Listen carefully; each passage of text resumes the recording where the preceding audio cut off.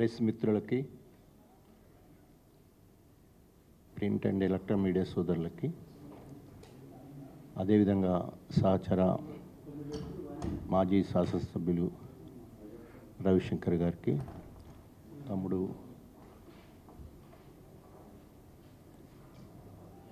భూవల బాలరాజు గారికి, అదేవిధంగా నరేష్ గారికి, సీనియర్ బీఆర్ఎస్ నాయకులు ఎరుల సీనన్నకు అందరికీ నమస్కారాలు తెలియజేసుకుంటూ,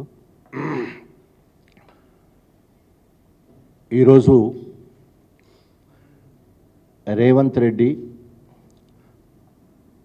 అందరికీ మోసం చేసిన మాదిగొల్లకు కూడా మోసం చేస్తా అన్నట్టు ఆయన కార్యాచరణ కనబడుతున్నది. ఆగమేఘాల మీద ఆగస్టు 1వ తారీఖు సుప్రీంకోర్టు తీర్పు ధర్మాసనం 7 జడ్జిలతో మరి తీర్పు వెళ్ళిన వెంటనే నిండు సభలో మరి అప్పటికప్పుడు ఆ సభలో ఉన్న సభ్యుల చేత మెప్పు పొందాలనే ఉద్దేశంతో భారతదేశంలో మొట్టమొదటిసారిగా అవసరమైతే ఆర్డినెన్స్ని తీసుకొచ్చి అన్ని రాష్ట్రాల కంటే ముందు తెలంగాణలో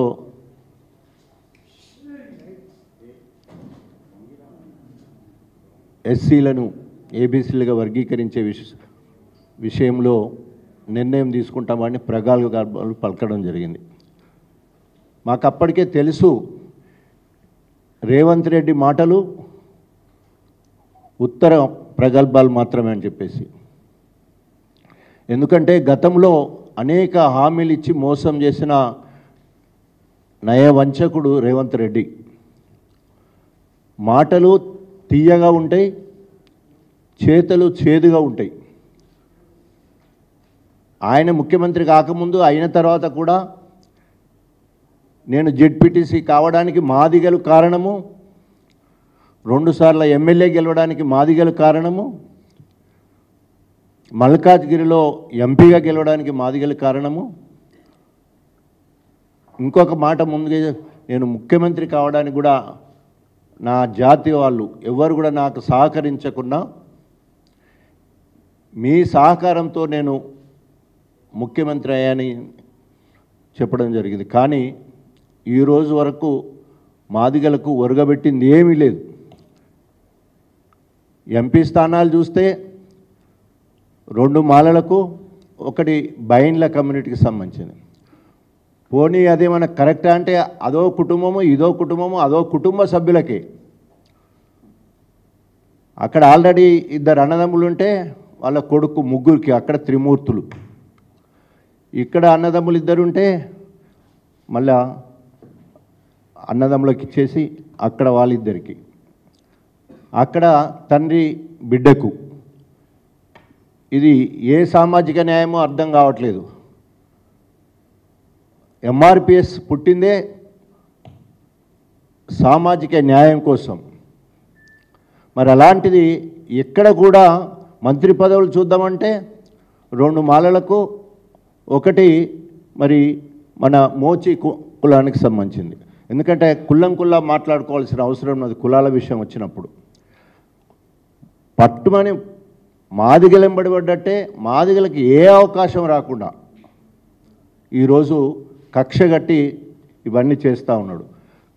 కానీ మొదటి నుండి కూడా బీఆర్ఎస్ పార్టీ, అంతకుముందు టీఆర్ఎస్ పార్టీ ఆవిర్భవించిన నాటి నుండి 2001 నుండి 2014 సమయంలో అప్పటి వరకున్న దండోరా నాయకులు అందరూ కూడా, నేను అనేక సందర్భాల్లో చెప్పాను, నా వరకు వస్తే నా రాజకీయ అరంగేట్రమే దండోరా. ఎంఆర్పిఎస్ ద్వారా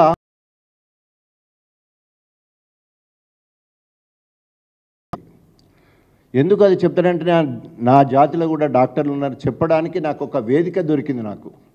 సో ఆ రకంగా ఎక్కడి వరకు వెళ్ళిపోయాను, ఎమ్మెల్యే టికెట్ నుంచి వెళ్ళి ఉప ముఖ్యమంత్రి స్థాయికి ఓన్లీ మాదిగగా ఉన్నందుకే తెలంగాణ రాష్ట్రం ఏర్పడ్డ తర్వాత మాదిగ ఉప ముఖ్యమంత్రి. It is a historical event in the Telangana state. అంతేకాకుండా నాకు ఇంకొక చరిత్రలో మిగిలిపోయే అవకాశము మా ముఖ్యమంత్రి కేసీఆర్ కల్పించడం జరిగింది.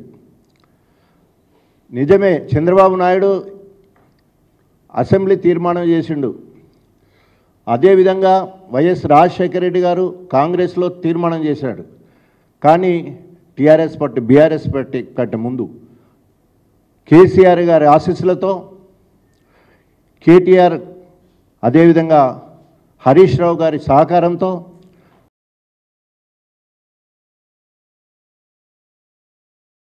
పోతే సమయం దగ్గర పడుతుంది, అసెంబ్లీ ముగింపు సమయం లోపున తీర్మానం చేయాలని చెప్తే డాక్టర్ రాజయ్య విల్ ప్రపోజ్ అని చెప్పేసి నాకు అవకాశం ఇచ్చి నా చేత ఎస్సీ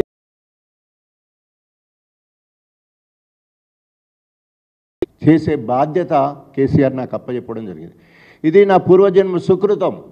మాదిగవాడిగా ఒకటి, రెండోది తెలంగాణ రాష్ట్ర సమితిలో ఉండడం వల్ల ఒకటి, దండోరా ఉద్యమం నుండి రావడం, ఇవన్నీ కలిసి నా ఒక్కడికి మాత్రమే రావడం జరిగింది. నేను మాదిగవాడిగా నిజంగా గర్వపడతా ఉన్నాను. కానీ ఇవాళ సిగ్గు శరం లేకుండా మాదిగొల్ల ఓట్లతో గెలిచిందని చెప్పి, మాదిగల సహకారంతో నేను ముఖ్యమంత్రి అని చెప్పేసి, మరి ఇప్పటి వరకు కూడా ఏ ఒక్కటి కూడా మాదిగలకు అనుకూలంగా మాట్లాడిన మాటే లేదు, ఒక ఎజెండా లేదు. అనుకుంటుండు రైతులను మోసం చేసిన, రైతు రుణ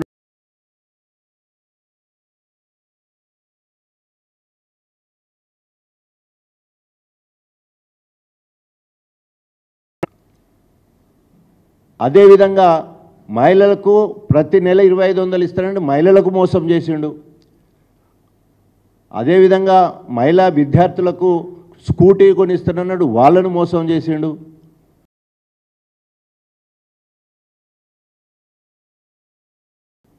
రైతు భరోసా పైసా ఇవ్వలేదు ఇప్పటివరకు. అందరినీ మోసం చేసిన, ఆఖరికి హైడ్రాన్ పెట్టేసి గుడిసెలకు ఇండ్లు అన్నిటి కూలగొట్టేస్తున్నాయి.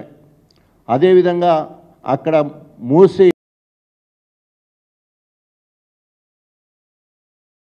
నన్ను ఏం చేయట్లేదని విర్రవీగుతూ ఉన్నాడు. తస్మా జాగ్రత్త రేవంత్ రెడ్డి, నీకు ఇప్పటి వరకు ఇది రేవంత్ మార్కు అని ఒక బీదల కోసం నువ్వు చెప్తావు. నేను అందరిలాగా ఇక్కడ వెళ్ళి రాలే, అక్కడి నుంచి రాలే, నేను గదే పల్లెటూరులోకి వెళ్ళి జెడ్పీటీసీ వచ్చిన చెప్తావు. దానికి ఆనవాళ్ళుగా ఇప్పటికి చేసిన ఒక చిన్న ఇన్సిడెంట్, ఒక చిన్న కార్యాచరణ చూయించు. లేకపోతే ఏ మాదిగలైతే 30 సంవత్సరాల నుండి ఉద్యమం చేసి సుప్రీంకోర్టును మెప్పించి, అదేవిధంగా కేంద్ర రాష్ట్ర ప్రభుత్వాల మెప్పుతోటి, అన్ని రాజకీయ పార్టీల సహకారంతో ఎస్సీలు ఏబీసీలుగా వర్గీకరించడానికి చట్టం తీసుకున్నాం. దాన్ని వెంటనే అమలు పరచాలి. నీ కార్యాచరణ ఏందో చెప్పు. What is your route map? అది ఇప్పటివరకు ఎక్కడ కూడా ఏం చెప్పలేదు. ఏదో తూతూ మంత్రం లెక్క సంఘము ఉపసంఘము అది ఇది అంటున్నారు, కానీ దేనికి నిలకడలేని కార్యక్రమాలు చేస్తూ ఉన్నాడు. ఆయనకు మొదటి నుంచి వెళ్ళి కూడా కాంగ్రెస్ అంటేనే మాలలకు అనుకూలంగా నడుస్తున్న పార్టీ. కాంగ్రెస్ పార్టీ ఎప్పుడు కూడా మొదటి నుండి ఇప్పటి వరకు చూస్తే మాలను పెంచి పోషిస్తున్నది, మాదిగలను కించపరుస్తూ ఉన్నది. ఇక ముందు అలాంటి చర్య ఉండకూడదని హెచ్చరిస్తూ, రేపు రాబోయే రోజుల్లో దసరా తర్వాత కనుక నువ్వు దీని మీద ఒక నిర్ణయం తీసుకపోతే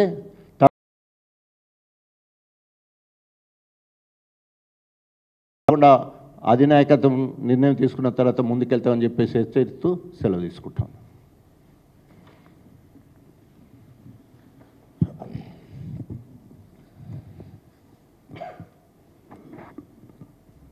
ప్రింట్ అండ్ ఎలక్ట్రానిక్ మీడియా సోదరులందరికీ నమస్కారం. అదేవిధంగా ఈరోజు గౌరవ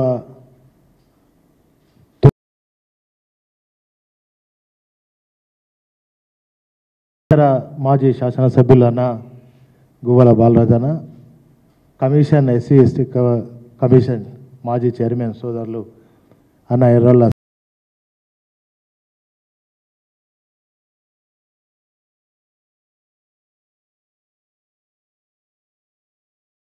తెలుగు రాష్ట్రాలలో ఒక పెద్ద మాదిగలంతా పెద్ద పండగ చేసుకున్నారు. చాలా పెద్ద పండుగ. ఎందుకంటే 7 దశాబ్దాలుగా ఎదురు చూస్తున్నటువంటి సందర్భానికి ఒక గొప్ప వచ్చిన వెలుగు.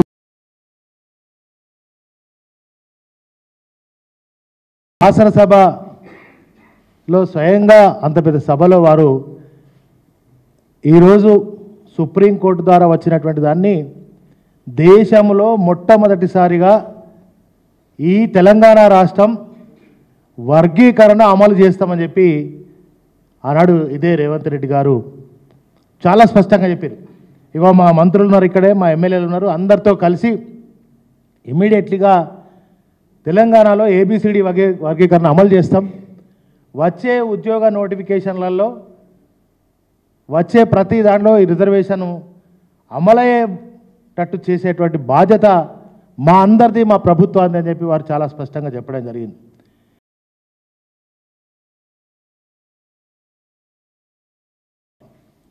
ఇవాళ డిఎస్సి రేపో ఎల్లుండో ఉద్యోగ నియామక పత్రాలు ఇస్తున్నారని చెప్పి తెలిసేది. ఆల్రెడీ ఇవాళ సాయంత్రమో రేపు సాయంత్రమో నియామకాలు ఇంటర్వ్యూలు చేస్తారని కూడా తెలిసింది. మరి ఇప్పటి వరకు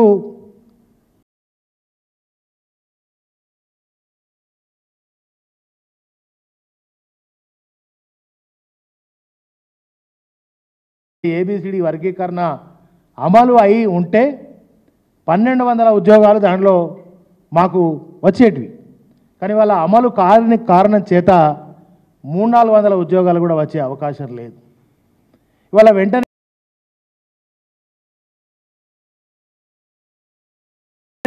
హైడ్రా తీసుకొచ్చినావు, హైడ్రాకు ఆర్డినెన్స్ తెచ్చినావు. వెంటనే హైడ్రా మీద ఉన్నటువంటి ప్రేమ మా జాతి మీద లేదు. మరి చెప్పుడేమో మా రాజన్న ఇదివరదాకా చాలా చెప్పిండు ఆయన, నేను మీ ద్వారానే మాదిగల ద్వారానే ఇలా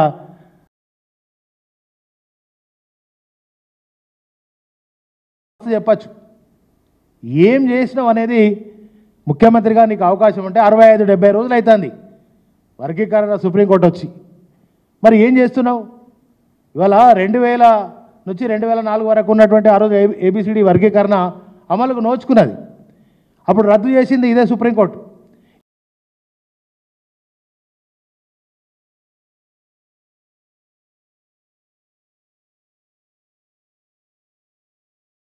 సందర్భం అటువంటిది మరి ఎందుకు అమలు అయితే లేదు అంటే, నీకు అమలు చేసే ఏబిసిడి వర్గీకరణ తెలంగాణలో ఏ రాష్ట్రానికైతే ఆ రాష్ట్రంలో ఉన్న వాళ్ళు చేసుకోవచ్చని కేంద్ర ప్రభుత్వం కానీ సుప్రీంకోర్టు కానీ చెప్పేసింది. మరి నీకు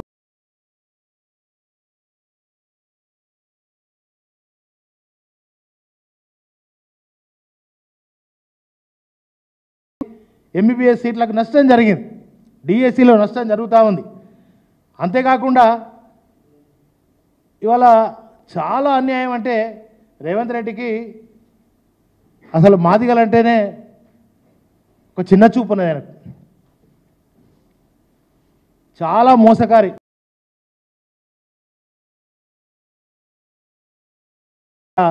మనకు చాలా స్పష్టంగా కనబడుతుంది. మాదిగల ద్రోహి రేవంత్ రెడ్డి కనుకొనే వాళ్ళని ఆయన అమలు చేస్తారు. పక్కన ఉన్నటువంటి ఇక మాదిగలని చెప్పుకునే ఎస్సీ అని చెప్పుకునేటువంటి వాళ్ళు దద్దామాలు ఉన్నారు కనుక ఈ వర్గీకరణ ముందుకు తీసుకుపోతలేకపోతున్నారు. అదే కేసీఆర్ గారు మా అందరినీ ఆనాడు రాజన్న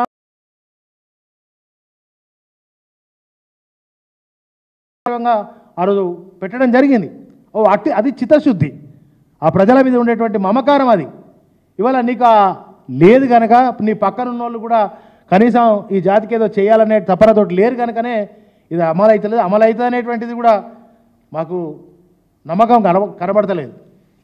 అదేవిధంగా ఒకటే చెప్తున్నాం, ఇంకా ఇలా 16 లక్షల జనాభా ఉన్నటువంటి మాదిగలు తిరగబడతారు బిడ్డ. మంత్రివర్గంలో చోట్లేదు, నామినేటెడ్ పదవులలో చోట్లేదు. ఇంతకుముందు అన్న చెప్పినట్టు చాలా ఆ అవకాశాలన్నీ కూడా లేవు. కానీ ఇవాళ నయవంచకుడు మోసగాడైనటువంటి ఈ రేవంత్ రెడ్డికి గుణపాఠం చెప్పక తప్పదు, భారీ మూల్యం చెల్లించుకోక తప్పదు. అదేవిధంగా మాట తప్పినటువంటి రేవంత్ రెడ్డి, మరి మాదిగలను మోసం చేసినటువంటి రేవంత్ రెడ్డి ఇకనైనా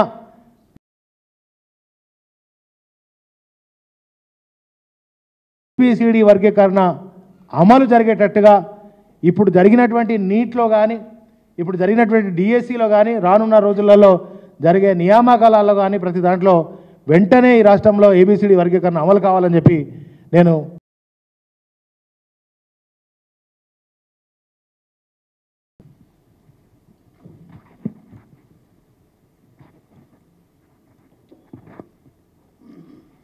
మీడియా సోదరులందరికీ కూడా నమస్కారం. అదేవిధంగా మీడియా సమావేశంలో పాల్గొంటున్నటువంటి మా పెద్దలందరికీ, మిత్రులందరికీ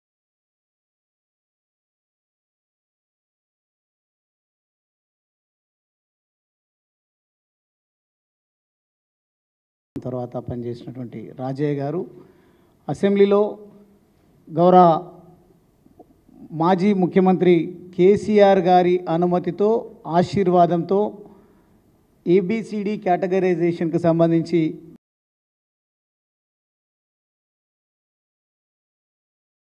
చరిత్ర మాకుంది. అదే మాదిరిగా తీర్మానం చేసి పంపించడమే కాదు, భారత ప్రధానికి స్వయాన అప్పుడున్న మా ముఖ్యమంత్రి గారు ఇదే అంశాన్ని ప్రత్యేకించి తీసుకువెళ్ళి ఏబిసిడి కేటగరైజేషన్ కోసం ఎంత తీవ్రంగా శ్రమించినరో మనందరికీ కూడా తెలుసు.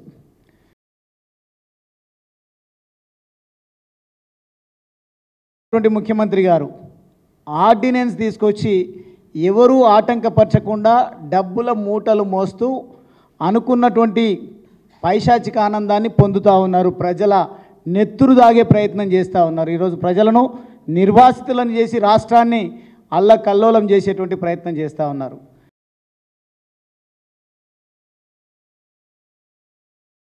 అవకాశం సంపూర్ణంగా ఉన్నప్పటికీ మాదిగలే గనక అన్ని రంగాల్లో రాణించినట్టయితే భవిష్యత్ అంతా కూడా అయ్యేటువంటి అవకాశం ఉంటుందనే భయంతోన అణిచివేసేటువంటి ప్రయత్నం చేస్తూ ఉన్నారు. ఆసుపత్రిలో ఉన్నటువంటి ఏ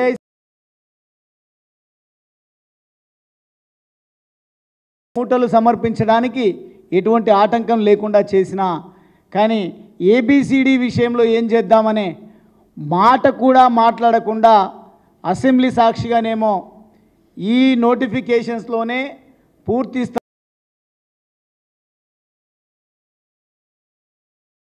స్థాయిను అమలు చేసినటువంటి తొలి రాష్ట్రంగా, తొలి ముఖ్యమంత్రిగా నేను చరిత్రలోకి ఎక్కుతా అని ప్రగల్భాలు పలికినరు. కానీ చేయకపోగా ఈరోజు ఆ ఊసే ఎత్తకుండా కాంగ్రెస్ ప్రభుత్వం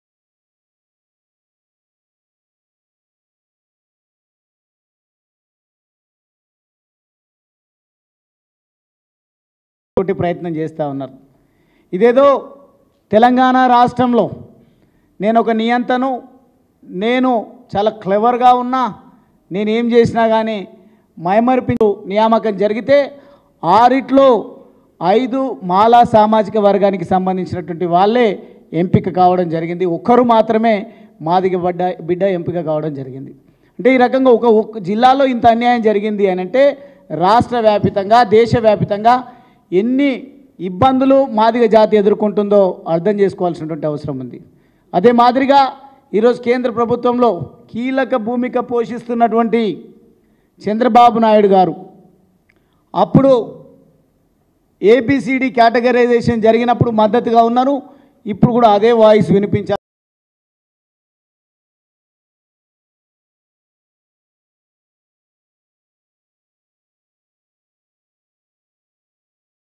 ఒకవేళ కనుక ఈ అంశాన్ని కనుమరుగు చేస్తామంటే అది సాధ్యం కాదు. ఇంతకుముందు రాజన్న గారు చెప్పినట్టుగా దండోరా ఉద్యమం, ఎంఆర్పిఎస్ ఉద్యమాలు, తెలంగాణ రాష్ట్ర సాధన ఉద్యమంలో మాదిగ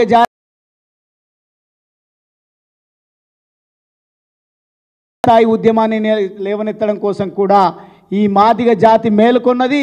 ఈరోజు మాదిగల్లో ఉన్నటువంటి వాళ్ళు చాలా వరకు రాజకీయాల్లో ముఖ్యంగా పీజీలు, పిహెచ్డీలు, ఎంఫిల్లు చేసినటువంటి డాక్టర్లు ఉన్నటువంటి మేధావి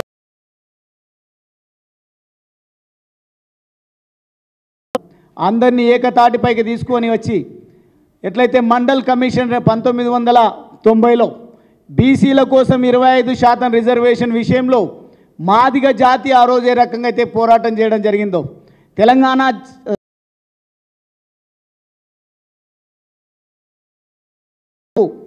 ఏర్పాటుకు కారణమైందో, జాతీయ స్థాయి ఉద్యమాన్ని కూడా నెలకొల్పే విషయంలో ఖచ్చితంగా మేమంతా నాయకత్వం వహిస్తాం.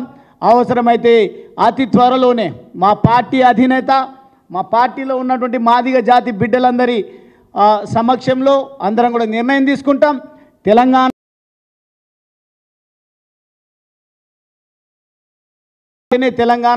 మరి ముఖ్యంగా 60 సంవత్సరాల చిరకాల ఆకాంక్ష నెరవేర్చుకునేటువంటి విషయంలో ఎంతోమంది తమ అవసర నిమిత్తం జై తెలంగాణ అనడము, మళ్ళీ పదవులు రాగానే తెలంగాణ అంశాన్ని నీరుగార్చడం జరిగింది. కానీ కేసీఆర్ గారి నాయకత్వంలో ఎత్తిన జెండాను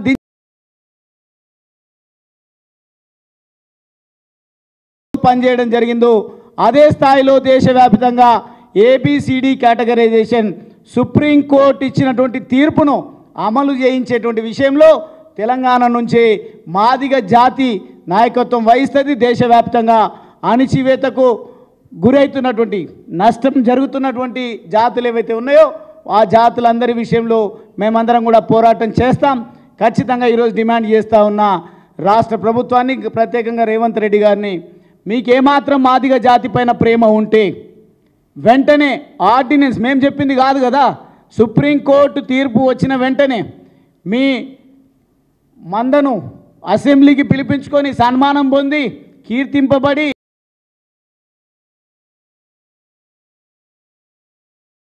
ఆర్డినెన్స్ తీసుకొచ్చి ఏబిసిడి వర్గీకరణకు సహకరిస్తారా? సుప్రీంకోర్టు తీర్పును గౌరవిస్తారా? లేదంటే ఇదే నిమ్మకు నీరెత్తినట్టుగా వ్యవహరిస్తారా? తేల్చుకోవాల్సినటువంటి అవసరం ఉందని ఈరోజు రాష్ట్ర ప్రభుత్వానికి, రేవంత్ రెడ్డి గారికి హెచ్చరిక, సూచన చేస్తూ ఉన్నా.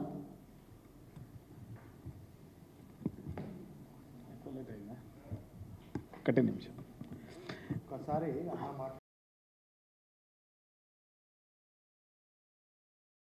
మాట్లాడకంటే ముందు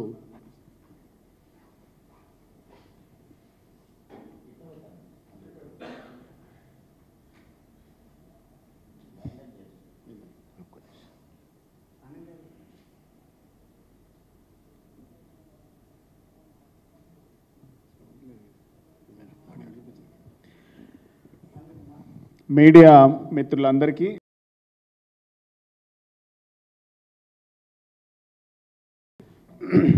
ఎస్సీ వర్గీకరణ రిజర్వేషన్ల అమలు చేసే విషయంలో కాంగ్రెస్ ప్రభుత్వం అనుసరిస్తున్నటువంటి వైఖరి పైన అనేక అనుమానాలు తావిస్తూ ఉన్నాయి.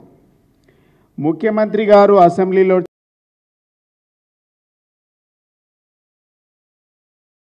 మేము డిమాండ్ చేస్తూ ఉన్నాం. అసలు కాంగ్రెస్ పార్టీ వైఖరి ఏంటో, ముఖ్యమంత్రి గారి వైఖరి ఏంటో స్పష్టంగా చెప్పాల్సినటువంటి అవసరం ఉంది. కాంగ్రెస్ పార్టీ, కాంగ్రెస్ ప్రభుత్వం వర్గీకరణ అమలు విషయంలో రోడ్ మ్యాప్ను వెంటనే ప్రకటించాలని మేము డిమాండ్ చేస్తూ ఉన్నాం. సుప్రీంకోర్టు తీర్పును గౌరవిస్తూ ముఖ్యమంత్రి గారు అసెంబ్లీలో చేసినటువంటి ప్రకటనకు కట్టుబడి ఉండి స్పష్టమైన వైఖరితో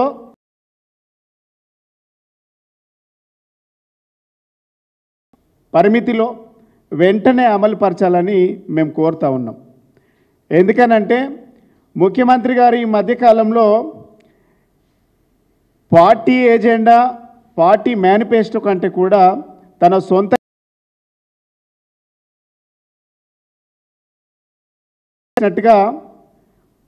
ఆయన ఎక్స్పోజ్ కోసం అనేక కార్యక్రమాలు చేస్తూ ఉన్నాడు. ఇలా ముఖ్యమంత్రి గారు ఆనాడు అసెంబ్లీలో 29 రాష్ట్రాలకు కంటే ముందుగాల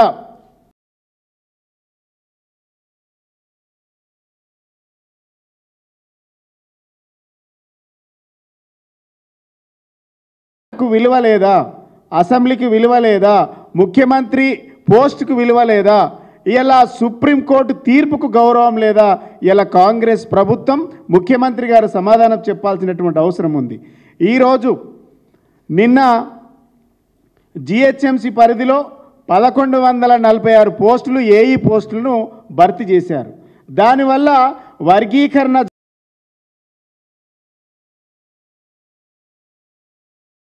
రేపు ఇవ్వబోయేటువంటి 11,000 చిల్లర పోస్టులకు డిఎస్సి ఉద్యోగ నియామకాల పత్రాలు ఇవ్వబోతా ఉన్నారు. దానివల్ల కూడా మాదిగ నిరుద్యోగులకు తీవ్రమైనటువంటి అన్యాయం జరిగేటువంటి ప్రమాదం ఉంది.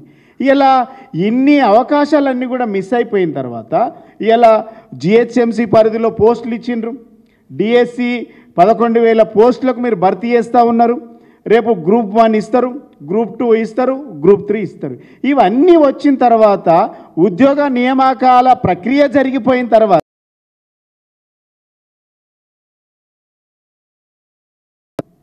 దానివల్ల తీవ్రమైనటువంటి నష్టం చేకూరేటువంటి అవకాశం ఉంది. ముఖ్యమంత్రి గారు నిజంగా మీరు మాట మీద ఉంటే, మీకు చిత్తశుద్ధి కనుక ఉంటే వెంటనే వేగవంతం చేసి ఇలా మీరు ఏవైతే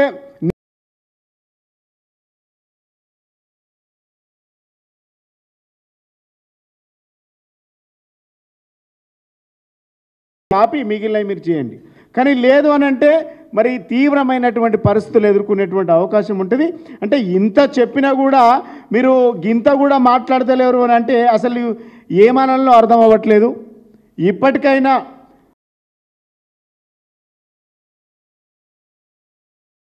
మర్చిపోయినరు, మేనిఫెస్టోలో పెట్టినరు మర్చిపోయినరు, అసెంబ్లీలో మాట్లాడినరు మర్చిపోయినరు. అసలు మీ మాటకు విలువేముంది, మీ మేనిఫెస్టోకి విలువేముంది, ముఖ్యమంత్రి పోస్టు మాటకు విలువేముంది? అంటే మాట ఇచ్చుడు, ఆమె ఇచ్చుడు, అమలు చేసుడు తప్పుడు. ఇది మీ సిద్ధాంతం అని అర్థమవుతా ఉన్నది. వెంటనే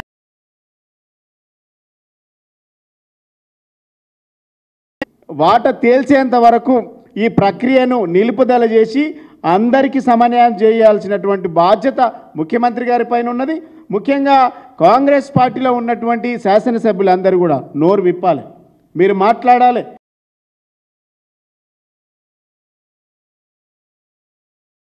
వెంటనే కాంగ్రెస్ ప్రభుత్వం ముఖ్యమంత్రి గారు రోడ్ మ్యాప్ ప్రకటించాలి. నిర్దిష్టమైనటువంటి సమయంలో వర్గీకరణ అమలు జరపాలి. లేదంటే పరిణామాలు తీవ్రంగా ఉంటాయి. మాదిగ నిరుద్యోగులు, మాదిగ మేధావులు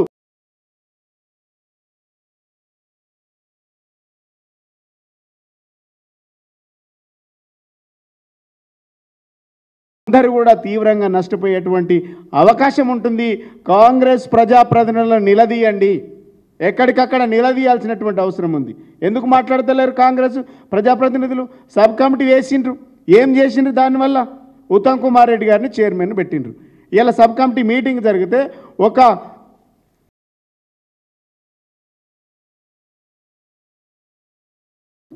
ఇవన్నీ కూడా ప్రజలు గమనిస్తూ ఉన్నారు. డెఫినెట్గా ప్రజాప్రతినిధులు నోరు విప్పాలి. ఇలా ఆనాడు కాంశీరామ్ గారు ఒక మాట అన్నాడు, కేవలం ప్రాణాలు కోల్పోయిన వారే మరణించినట్టు కాదు, తమ హక్కులు తమ అధికారాలు పోతున్నప్పుడు కూడా ఎవరైతే నోరు విప్పకుండా మౌనంగా ఉంటారో వాళ్ళు కూడా మరణించినట్టే. సంబంధించినటువంటి ఉద్యోగాలు కొల్లగొట్టుకుపోతూ ఉంటే, నిర్వీర్యం జరుగుతూ ఉంటే మీరు చోద్యం కూస్తున్నారంటే, మీరు మౌనంగా ఉన్నారంటే దేనికి లెక్క? డెఫినెట్గా మీరు నోరు విప్పాలి. లేదంటే ఈ వర్గానికి సంబంధించినటువంటి మేధావులు, నిరుద్యోగులు, యువకులు డెఫినెట్గా నిలదీస్తారు. నిలదీయాల్సినటువంటి బాధ్యత ఉన్నది. ఎంఆర్పిఎస్ ఉద్యమానికి, వర్గీకరణ ఉద్యమానికి మొదటి నుంచి గౌరవ కేసీఆర్ గారి నాయకత్వంలో మేము అండదండగా ఉన్నాం. న్యాయమైన డిమాండ్ అనేసి అసెంబ్లీలో తీర్మానానికి ప్రకటించినటువంటి ఏకైక పార్టీ తొలి అసెంబ్లీలో తెలంగాణ రాష్ట్రంలో చేసినాం. ఆ మాటకు కట్టుబడి ఉండి, ముఖ్యమంత్రి మాటకు కట్టుబడి ఉండి అమలు జరపాలని ఈ వేదిక నుంచి మేము డిమాండ్ చేస్తూ ఉన్నాం. Thank you.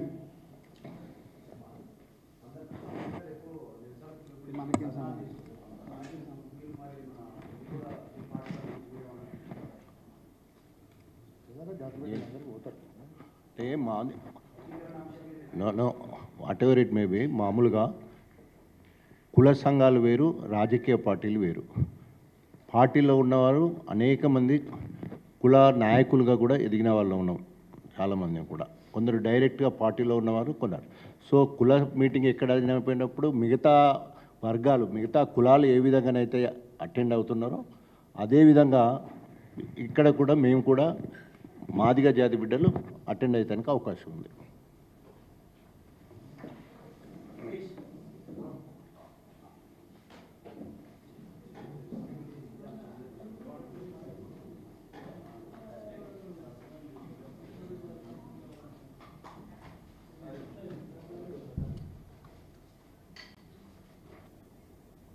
ఈరోజు